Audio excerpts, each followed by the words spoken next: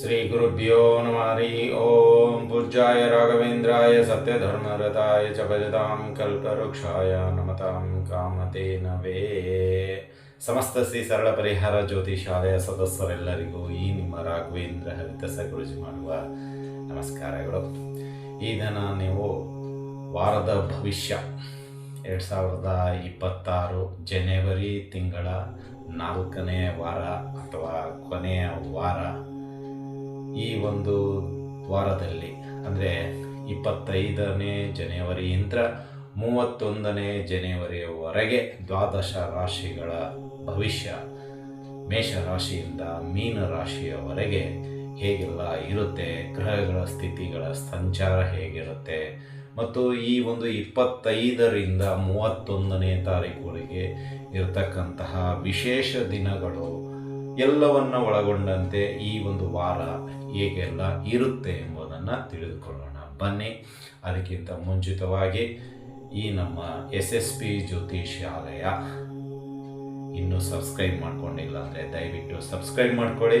ಇನ್ನೂ ಹೆಚ್ಚಿನ ಧಾರ್ಮಿಕ ವಿಷಯಗಳು, ಆಧ್ಯಾತ್ಮಿಕ ವಿಷಯಗಳು ಮುಂದಿನ ದಿನಗಳಲ್ಲಿ ತಿಳಿಸುವಂಥವ್ರಾಗ್ತೀವಿ ಅಂತ ಹೇಳ್ತಾ ಬನ್ನಿ. ಹಾಗಾದರೆ ಈ ವಾರದ ಒಂದು ಗ್ರಹ ಸಂಚಾರ ಹೇಗಿದೆ ಎಂಬುದನ್ನು ನೋಡೋಣ. ಇಲ್ಲಿ ನಾವು ಚಾರ್ಟ್ ಹಾಕಿದಂತೆ ವಾರದ ಭವಿಷ್ಯ ಜನವರಿ 4ನೇ ವಾರ ಅಥವಾ ಕೊನೆಯ ವಾರ 25 ಜನವರಿಯಿಂದ 31 ಜನವರಿ 2026. ಈ ಒಂದು ವಾರದಲ್ಲಿ ಬರ್ತಕ್ಕಂತಹ ಒಂದಿಷ್ಟು ಶುಭ ದಿನಗಳು ಅಂತ ಹೇಳೋದಾದರೆ, ನಿಮಗೆ 25 ರಥಸಪ್ತಮಿ ಇದೆ, ಭಾನುವಾರ. ಇದು ಕೂಡ ತುಂಬ ವಿಶೇಷದೊಂದಿಗೆ ಕೂಡಿರುತ್ತೆ. ಇಲ್ಲಿ ನಮ್ಮ ಪಾಪ ಕರ್ಮಗಳನ್ನು ತೊಳೆದುಕೊಳ್ಳಲು ಒಂದು ಅವಕಾಶ ಇದೆ. ರಥ ಅಂದರೆ ನಾವು ಸಾಗಿಸುವಂತಹ ದಾರಿಯಾಗಿರ್ಬೋದು, ಮುನ್ನಡೆಸುವಂತಹ ಕಾರ್ಯಗಳಾಗಿರ್ಬೋದು. ಸಪ್ತಮಿ ಅಂತ ಹೇಳಿದರೆ ಇಲ್ಲಿ ಅದು 7ನೇ ದಿನ.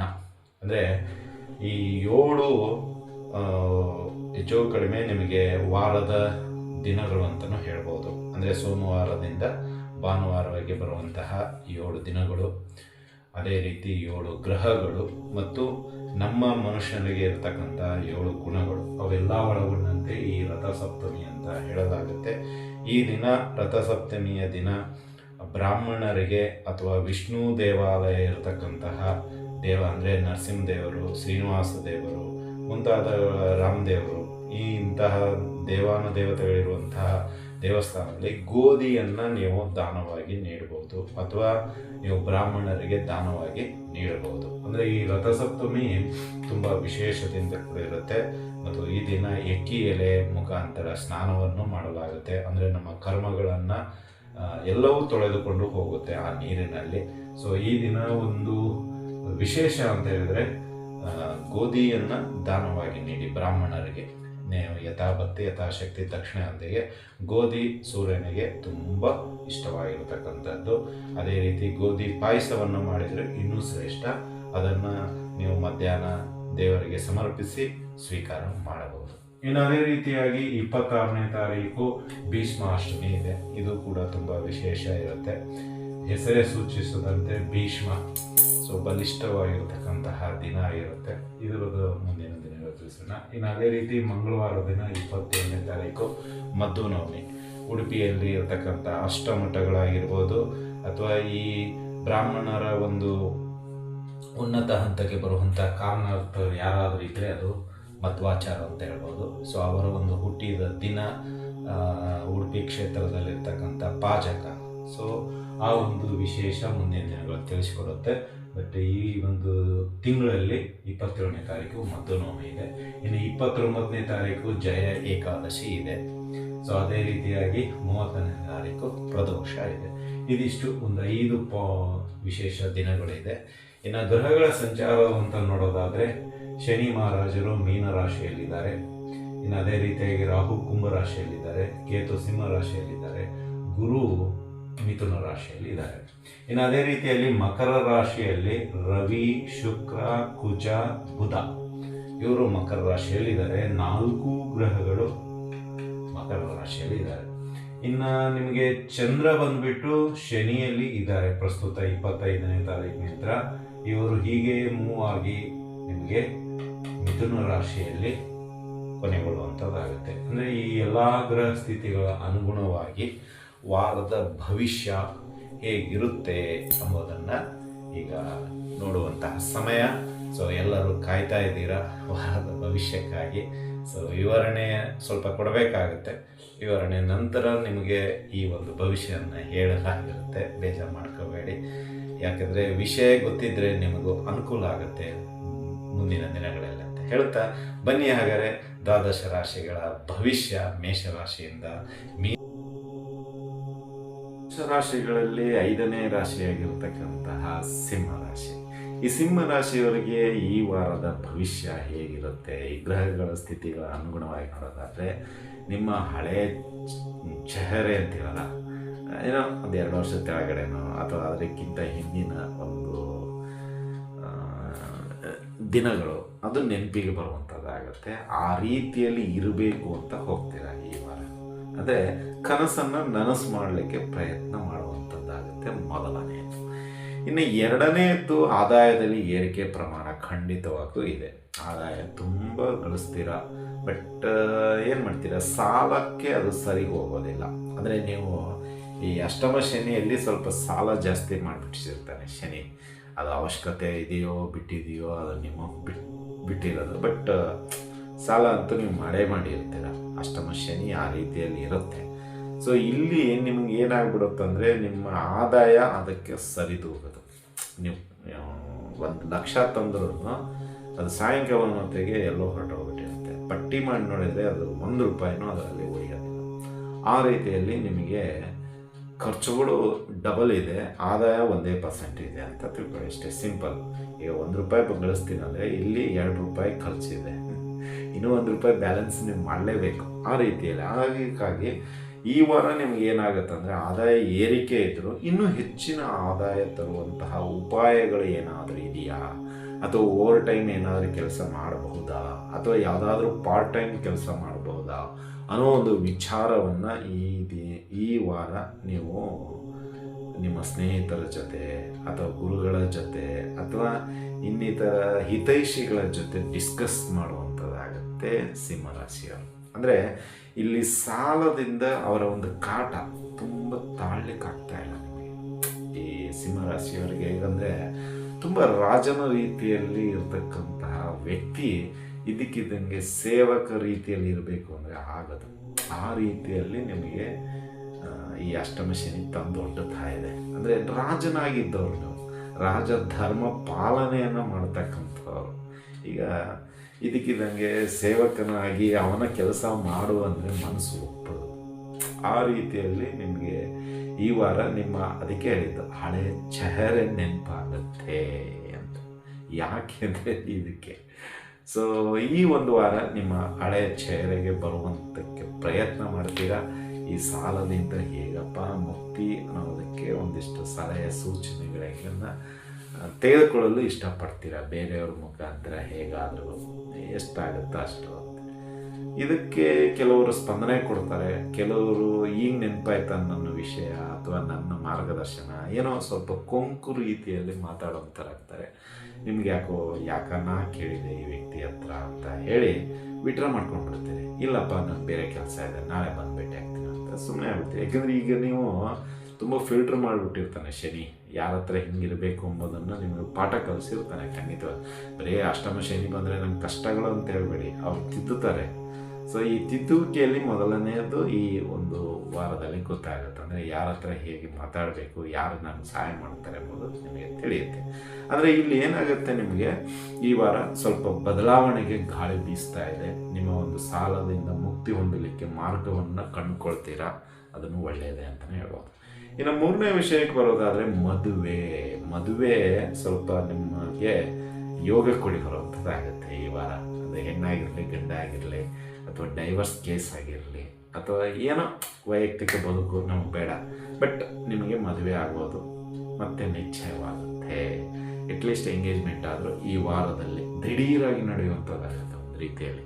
ಇದಕ್ಕಿದ್ದಂಗೆ ಈ ಯಾರಾದರೂ ಲವರ್ಸ್ ಇದ್ದರೆ ಅವರು ಇದಕ್ಕಿದ್ದಂಗೆ ಮದುವೆನೇ ಆಗಿಬಿಡ್ತಾರೆ ಯಾವುದೋ ದೇವಸ್ಥಾನದಲ್ಲಿ. ಆ ರೀತಿಯಲ್ಲಿ ಸಿಂಹರಾಶಿಯವರು ಅಂದರೆ ಹರಿಬಿರಿ ತುಂಬ ಅರ್ಜೆಂಟ್ ಆ ರೀತಿಯಲ್ಲಿ ಇರುತ್ತೆ. ಈಗ ಹೆಂಗೆ ಟ್ರೈನ್ ಟೈಮ್ ಆಯಿತು ಅಂದರೆ ಓಡಾ ಬಿದ್ದ ನನಗೆ ಹೋಗ್ತೀವಲ್ಲ, ಹಾಗೆ ಇವರಿಗೆ 31 ಒಳಗಾಗಿ ಏನೇನೋ ಬದಲಾವಣೆ ಆಗೋಗುತ್ತೆ ಸಿಂಹರಾಶಿಯಲ್ಲಿ ಮದುವೆ ವಿಷಯದಲ್ಲಿ, ಬೇರೆ ಅಲ್ಲ ಮದುವೆ ವಿಷಯದಲ್ಲಿ ಆ ರೀತಿಯಲ್ಲಿ ಇರುತ್ತೆ. ಇನ್ನು ಅದೇ ರೀತಿಯಾಗಿ ಈ ಒಂದು ವಾರ ಸ್ವಲ್ಪ ನಿಮ್ಮ ಒಂದು ಧಾರ್ಮಿಕ ಕ್ಷೇತ್ರಗಳ ಆಸಕ್ತಿ ಜಾಸ್ತಿ ಆಗುತ್ತೆ. ದೇವಾನುದೇವತೆಗಳ ಈಗ ಹೇಗೆ ನಾವು ರಥಸಪ್ತಮಿ ಬಗ್ಗೆ ಹೇಳಿದ್ದೀವಿ, ಮದ್ದನವಮಿ ಬಗ್ಗೆ ಸ್ವಲ್ಪ ಈ ಮುಂದಿನ ದಿನಗಳಲ್ಲಿ ಇನ್ನೂ ಹೆಚ್ಚಿನ ಮಾಹಿತಿ ಕೊಡ್ತೀನಿ ಖಂಡಿತವಾಗೂ. ಸೊ ಆ ಒಂದ್ರ ಬಗ್ಗೆ ತಿಳಿದುಕೊಳ್ಳೋ ಆಸಕ್ತಿ ಬೆಳೆಯುತ್ತೆ. ಜಯ ಏಕಾದಶಿ ಅಂದರೆ ಏನು, ಅಥವಾ ಈ ಭೀಷ್ಮಾಷ್ಟಮಿ ಅಂತ ಹೇಳಿದ ಗುರುಗಳು ಏನು ಅದ್ರ ಬಗ್ಗೆ, ಅಂದರೆ ಅದ್ರ ಬಗ್ಗೆ ಕ್ಯೂರಿಯಾಸಿಟಿ ಜಾಸ್ತಿ ಆಗುತ್ತೆ. ಅಂದರೆ ಧಾರ್ಮಿಕದಲ್ಲಿ ಆಸಕ್ತಿ ತುಂಬ ಚೆನ್ನಾಗಿ ಬೆಳೆಸಿಕೊಂಡು ಹೋಗುವಂಥದ್ದಾಗುತ್ತೆ ಈ ದಿನದಲ್ಲಿ ಅಂತ ಹೇಳ್ಬೋದು. ಇನ್ನು ಅದೇ ರೀತಿಯಾಗಿ ನಿಮಗೆ ಈ ವಾರ ಸ್ವಲ್ಪ ಗುರುಗಳ ಮಾರ್ಗದರ್ಶನ ಸಿಗುವಂಥದ್ದಾಗತ್ತೆ, ಅಥವಾ ನಿಮ್ಮ ಪೀಠಾಧಿಪತಿ ಅಥವಾ ನಿಮ್ಮ ಮಠದ ಅಧಿಪತಿ ಅಥವಾ ನಿಮ್ಮ ಮಠದ ಸನ್ಯಾಸಿಯಾಗಿರತಕ್ಕಂಥವ್ರ ಆಶೀರ್ವಾದ ಸಡನ್ ಆಗಿ ಸಿಗುವಂಥದ್ದಾಗುತ್ತೆ. ಎಲ್ಲೋ ಕೆಲಸಕ್ಕೆ ಹೋಗಿರ್ತೀರ, ಎದುರಿಗೆ ಬಂದುಬಿಡ್ತಾರೆ, ಖುಷಿಯಾಗಿಬಿಡುತ್ತೆ. ಸೊ ಹೀಗಾಗಿ ಸ್ವಲ್ಪ ಏನಾಗುತ್ತಂದರೆ ವಾರದ ಕೊನೆಯ ಭಾಗದಲ್ಲಿ, ಅಂದರೆ ವಾರದ ಕೊನೆಯ ದಿನಗಳು, ಅಂದರೆ 29, 30, 31 ಈ ದಿನಗಳಲ್ಲಿ ಸ್ವಲ್ಪ ನಿಮಗೆ ನೆಮ್ಮದಿ, ಎಲ್ಲೋ ಒಂದು ರೀತಿ ಗುರುಗಳ ಆಶೀರ್ವಾದ ಸಿಕ್ತು, ಈ ವಾರ ಎಲ್ಲ ಚೆನ್ನಾಗಿರಲಿ ಅಂತಲೇ ಆಗುವಂಥದ್ದಾಗತ್ತೆ ಅಂತಲೇ ಹೇಳ್ಬೋದು. ಇನ್ನು ಆರೋಗ್ಯದಲ್ಲಿ ಸ್ವಲ್ಪ ಈ ಗುರು ಶುಕ್ರ ಸ್ವಲ್ಪ ಡಿಸ್ಟರ್ಬೆನ್ಸ್ ಇರುತ್ತೆ. ಅಧಿಕವಾದ ಒತ್ತಡ ಅಥವಾ ಟೆನ್ಷನ್ನು, ಸ್ವಲ್ಪ ಹೆಡ್ಡೇಕ್ ಆಗಿರ್ಬೋದು, ಅಥವಾ ಕೋಲ್ಡ್ ಆಗಿರ್ಬೋದು, ಜ್ವರ ಆಗಿರ್ಬೋದು, ಸ್ವಲ್ಪ ಆ್ಯಸಿಡಿಟಿ ಅಂತೀವಲ್ಲ ಅದು ನಿಮಗೆ ಅಧಿಕವಾಗಿ ಕಾಡುವಂಥದ್ದಾಗುತ್ತೆ ಗುರುವಾರ ಶುಕ್ರವಾರ. ಈ 2 ದಿನ ಸ್ವಲ್ಪ ಹೊರಗಡೆ ಏನಾದರೂ ತಿನ್ನುವಂಥವರಾಗಿದ್ದರೆ ದಯವಿಟ್ಟು ಕಂಟ್ರೋಲ್ ಮಾಡ್ಕೊಳ್ಳಿ ಅಂತಲೇ ಹೇಳ್ಬೋದು. ಇನ್ನು ವ್ಯವಹಾರಿಕಗಳಲ್ಲಿ ಮತ್ತು ವೃತ್ತಿ ಬದುಕಿನಲ್ಲಿ ಸ್ವಲ್ಪ ಈ ಅಷ್ಟಮ ಶನಿ ಡಿಸ್ಟರ್ಬೆನ್ಸ್ ಇದ್ದದ್ದೇ, ಸ್ವಲ್ಪ ತಾಳ್ಮೆ ಇರಲಿ ಅಷ್ಟೇ. ಮುಂಗೋಪಿ ಬೇಡ, ಕೋಪ ಬೇಡ. ಆದಷ್ಟು ನೀವು ಎಷ್ಟು ಮೌನವಾಗಿ ಏನಂತೀರ ಕಾನೂನುಬದ್ಧವಾಗಿ ಹಾಗೂ ಶನಿಯ ಒಂದು ಮಾರ್ಗದರ್ಶನದಂತೆ ನಡೀರಿ, ಒಳ್ಳೆಯದಾಗತ್ತೆ. ಅಂದರೆ ಶನಿ ಮಾರ್ಗದರ್ಶನ ಏನು ಅಂತ ಹೇಳಿದ್ರೆ ಸುಳ್ಳು ಹೇಳ್ಬೇಡ ಅಷ್ಟೇ. ಶನಿ ಬೇಕಾಗಿರೋದು 2, ಒಂದು ಧೈರ್ಯ, 2ನೇದು ಸುಳ್ಳು. ಇವು ಹೇಳಲೇಬೇಡ ಅಂತಾರೆ. ಧೈರ್ಯವಾಗಿ ಮುನ್ನೋಗು ಅಷ್ಟೇ, ನಾನು ನೋಡ್ಕೊಳ್ತೀನಿ. ಆ ಧೈರ್ಯ ಬಂತು ಅಂದರೆ ಶನಿ ಏರ್ಬಿಡ್ತಾನೆ, ಮತ್ತೆ ಟಕ ಟಕ ಟಕ ಕುದುರೆ ಮೇಲೆ ಏರ್ದಂಗೆ ಸಮಸ್ಯೆ ತಂದು ಒಡ್ಡು ಬಿಡ್ತಾನೆ. ಹಾಗಾಗಿ ಧೈರ್ಯವಾಗಿರಿ. ನಾವು ನಿಮಗೆ ಪ್ರತಿ ವಾರ ಆಗಿರ್ಬೋದು, ತಿಂಗಳಾಗಿರ್ಬೋದು, ಅನುಕೂಲ ಆದಾಗೆಲ್ಲ ನಿಮಗೆ ಹೆಚ್ಚಿನ ಪರಿಹಾರಗಳನ್ನು ನಿಮಗೋಸ್ಕರ ನಾನು ನೀಡ್ತಾನೇ ಇರ್ತೀನಿ. ಅಥವಾ ಈ ಅಷ್ಟಮ ಶನಿಯ ಬಗ್ಗೆ ನಾನು ಒಂದು ವಿಡಿಯೋ ಮಾಡಿದ್ದೀನಿ, ಅದರಲ್ಲೂ ನೋಡಿ. ಏನಾದರೂ ಪರಿಹಾರಗಳು ನಿಮಗೆ ಹತ್ತಿರದಲ್ಲಿದ್ದರೆ ದಯವಿಟ್ಟು ಮಾಡಿ, ಆದರೆ ಸಾಲದ ರೂಪದಲ್ಲಿ ಮಾಡಲಿಕ್ಕೆ ಹೋಗಬೇಡಿ. ಏನೇ ಪರಿಹಾರ ದೇವಾನುದೇವತೆಗಳ ಕಾರ್ಯಗಳು ಮಾಡಬೇಕಾಗಿದ್ದರೆ ಅಷ್ಟಮ ಶನಿಯಲ್ಲಿ ಇದ್ದವರಾಗಿದ್ದರೂ ಸರಿ, 7.5 ಶನಿ ಇದ್ದವರಾದರೂ ಸರಿ, ದಯವಿಟ್ಟು ಸಾಲದಲ್ಲಿ ಏನೂ ಪರಿಹಾರಗಳನ್ನು ಮಾಡಲಿಕ್ಕೆ ಹೋಗಬೇಡಿ.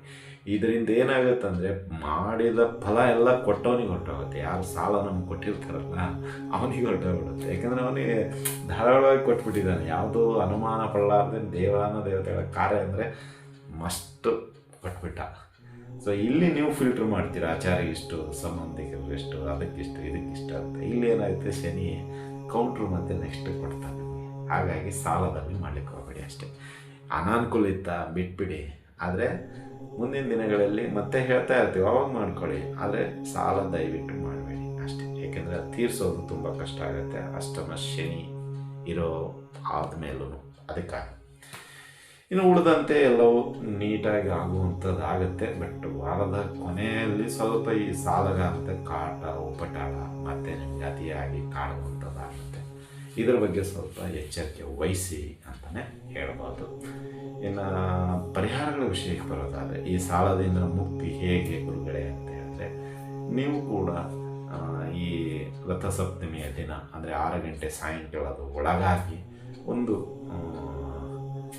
ಯಾವುದಾದ್ರೂ ಹಿತ್ತಾಳೆ ಬೌಲ್ ಆಗಿರ್ಬೋದು, ತಾಮ್ರದ ಬೌಲ್ ಆಗಿರ್ಬೋದು ತಗೊಂಡು ಅದಕ್ಕೆ 1 kg ಗೋಧಿಯನ್ನು ಹಾಕಿ ಮಧ್ಯಭಾಗದಲ್ಲಿ 2 ತುಪ್ಪದ ದೀಪವನ್ನು ಹಚ್ಚಿ, ತುಪ್ಪದ ದೀಪ ಈ ಹಿತ್ತಾಳೆದಾಗಿರ್ಬೋದು, ಬೆಳ್ಳಿ ದೀಪಗಳಾಗಿರ್ಬೋದು ಬೆಳಗಿಸಿ, ಅದಕ್ಕೆ 2 ಲವಂಗ, 1 ಏಲಕ್ಕಿ ಹಾಕಿ. ಸೊ ಸ್ವಲ್ಪ ಅದು ಚೆನ್ನಾಗಿ ಬೆಳಗುತ್ತೆ. ಆ ಒಂದು ಟೈಮಲ್ಲಿ ನಿಮ್ಮ ಸಂಕಲ್ಪ ಮಾಡ್ಕೊಳ್ಳಿ. ನಿಮ್ಮ ಹೆಸರು, ರಾಶಿ, ನಕ್ಷತ್ರ, ಗೋತ್ರ ಮತ್ತು ನಿಮ್ಮ ಒಂದು ಸಾಲ ಏನಿದೆಯೋ ಅದನ್ನು ದೇವರಿಗೆ ಒಪ್ಪಿಸಿ ನಿಮ್ಮ ಮುಖ ಸೂರ್ಯನ ಕಡೆ ಆಗಿರಲಿ. ನೀವು ಇಟ್ಟಿರ್ತಕ್ಕಂತಹ ತಟ್ಟೆ ಬೌಲು ಅದೇನಿದೆ ಯಾರಿಗೂ ತೊಂದರೆ ಆಗಬಾರ್ದು. ಮತ್ತು ದೇವರ ಕೋಣೆಯಲ್ಲಿ ಆಗಿರ್ಬೋದು ಅಥವಾ ಹಾಲಲ್ಲಾದರೂ ಆಗಿರ್ಬೋದು, ಎಲ್ಲಾದರೂ ಮಾಡಿಕೊಳ್ಳಿ. ಸೊ ಮಾಡಿದ ನಂತರ ದೀಪವನ್ನು ಬೆಳಗಿಸಿದ ನಂತರ ಆದಿತ್ಯ ಹೃದಯ ಸ್ತೋತ್ರವನ್ನು ಪಠಣೆ ಮಾಡಿ. 7 ಸತ ಪಠಣೆ ಮಾಡಿ. ಯಾಕೆಂದರೆ ಸಪ್ತಮಿ ಇವತ್ತು 7 ಸತ ಪಠಣೆ ಮಾಡಿ. ಇದರಿಂದ ನಿಮ್ಮ ಸಾಲಗಳೇನಿದೆ ಕ್ರಮೇಣ ಕಡಿಮೆ ಆಗ್ತಾ ಬರುತ್ತೆ. ಇನ್ನು ಪೂಜೆ ಎಲ್ಲ ಮುಗಿದ ನಂತರ ನೀವು ಆ ಗೋಧಿಯನ್ನು ಹಸುವಿಗೆ ಕೊಟ್ಬಿಡಿ ಅಥವಾ ಪ್ರಾಣಿ ಪಕ್ಷಿಗಳಿಗೆ ಹಾಕಿ. ಇದರಿಂದ ನಿಮಗೆ ನಿಮ್ಮಲ್ಲಿರ್ತಕ್ಕಂಥ ಈ ಸಾಲಗಳೇನಿದೆ ಕ್ರಮೇಣ ಕಡಿಮೆ ಆಗ್ತಾ ಬರುತ್ತೆ ಅಂತ ಹೇಳ್ಬೋದು. ಇನ್ನು ಅದೇ ರೀತಿಯಾಗಿ ಮದ್ದುನೋಮಿ ದಿನ 27ನೇ ತಾರೀಕು ಬ್ರಾಹ್ಮಣರಿಗೆ ಗೋಧಿ, ಅಕ್ಕಿ ಯಥಾಭಕ್ತಿ ಯಥಾಶಕ್ತಿ ದಕ್ಷಿಣೆಯನ್ನು ಕೊಟ್ಬಿಡಿ. ಇಲ್ವಾ ನಿಮ್ಮ ಮನೆ ಹತ್ತಿರದಲ್ಲಿರ್ತಕ್ಕಂಥ ಮಠದಲ್ಲಿ ಒಂದು ಹಸ್ತೋದಕ ಬರೆಸಿ ಒಂದು 500 ರೂಪಾಯಿ ಇರ್ಬೋದು. ನಮ್ಮ ಪ್ರಕಾರ ಒಂದೊಂದು ಮಠದಲ್ಲಿ ಒಂದೊಂದು ದರ ಇರುತ್ತೆ, ಇದೇ ಫಿಕ್ಸ್ ಅಂತಿಲ್ಲ. ದಯವಿಟ್ಟು ಅಪಾರ್ಥ ಮಾಡ್ಕೋಬೇಡಿ. ನಿಮ್ಮ ಮನೆ ಹತ್ತಿರದಲ್ಲಿರೋ ವಿಚಾರ ಮಾಡಿ. ಅದೇನಾಗುತ್ತೆ, ಒಬ್ಬರಿಗೆ ಹಸ್ತೋದಕ ಅಂದರೆ 20 ಬ್ರಾಹ್ಮಣರಿಗೆ ಊಟ ಆಗುತ್ತೆ. ಸೊ ಅದು ಅನ್ನದಾನ ಮಾಡಿದಷ್ಟೇ ಶ್ರೇಷ್ಠ ಇರುತ್ತೆ. ಹಾಗೂ ಯತಿಗಳ ಒಂದು ಆಶೀರ್ವಾದ ನಿಮಗೆ ಆ ಒಂದು ಮಧ್ವಾಚಾರ್ಯರ ಆಶೀರ್ವಾದ ಸಿಗುವಂಥದ್ದಾಗುತ್ತೆ ಅಂತ. ಯಾವುದು ಕನ್ಫ್ಯೂಸು, ಯಾವುದು ಮಠ ನಮಗೆ ಗೊತ್ತಾಗ್ತಾ ಇಲ್ಲ ಅಂದರೆ ನೀವು ನಮ್ಮನ್ನು ಕಾಂಟ್ಯಾಕ್ಟ್ ಮಾಡ್ಬೋದು. 501 ರೂಪಾಯಿ ಆ ದಿನದ ಒಂದು ಕಾಣಿಕೆಯನ್ನು ಕೊಟ್ಟು ಕಳಿಸಿದ್ರೂ ಸಂತೋಷ. ಅಥವಾ ನಿಮ್ಮ ಯಥಾಭಕ್ತಿ ಯಥಾಶಕ್ತಿ ಎಷ್ಟಿದೆಯೋ ಅಷ್ಟನ್ನು ಬ್ರಾಹ್ಮಣರಿಗೆ ದಾನ ಮಾಡಿ. ಅಥವಾ ನಿಮ್ಮ ಮನೆ ಹತ್ತಿರದಲ್ಲೇ ದೇವಸ್ಥಾನದಲ್ಲಿರ್ತಕ್ಕಂಥ ಬ್ರಾಹ್ಮಣರಿಗಾದರೂ ಕೊಡ್ಬೋದು. ಆದರೆ ನವಮಿಯ ದಿನ ಬ್ರಾಹ್ಮಣರಿಗೆ ಏನಾದರೂ ದಾನ ಮಾಡಿ. ಇದರಿಂದ ನಿಮಗೆ ಇರ್ತಕ್ಕಂಥ ಕಷ್ಟಗಳು ಕಾರ್ಪಣ್ಯಗಳು ದೂರವಾಗುತ್ತೆ ಅಂತಲೇ ಹೇಳ್ಬೋದು. ಇನ್ನು ಅದೇ ರೀತಿ ಆದಿತ್ಯ ಹೃದಯ ಸ್ತೋತ್ರವನ್ನು ಈ ಒಂದು ಇಡೀ ವಾರ ಪಠಣೆ ಮಾಡಿ. ಇದರಿಂದ ನಿಮಗೆ ಧೈರ್ಯ ಜಾಸ್ತಿ ಆಗುತ್ತೆ. ಮತ್ತು ಶನಿವಾರ ದಿನ ಅನ್ನದಾನ ಮತ್ತು ಶನಿದೇವರ ದರ್ಶನ ಮಾಡಿ. ಇದರಿಂದ ಇನ್ನೂ ಹೆಚ್ಚಿನ ಅಭಿವೃದ್ಧಿ ಮತ್ತು ಈ ಸಾಲಗಾರರ ಉಪಟಳ ಕಡಿಮೆ ಆಗುತ್ತೆ ಅಂತ ಹೇಳಿ. ಇದಾಗಿತ್ತು ಈ ವಾರದ ಭವಿಷ್ಯ. ಈ ಭವಿಷ್ಯ ನಿಮ್ಗೆ ಇಷ್ಟ ಆಗಿದ್ದರೆ ಮಾತ್ರ ಲೈಕ್ ಮಾಡಿ, ಜಾಸ್ತಿ ಇಷ್ಟ ಆಗಿದ್ದರೆ ಶೇರ್ ಮಾಡಿ.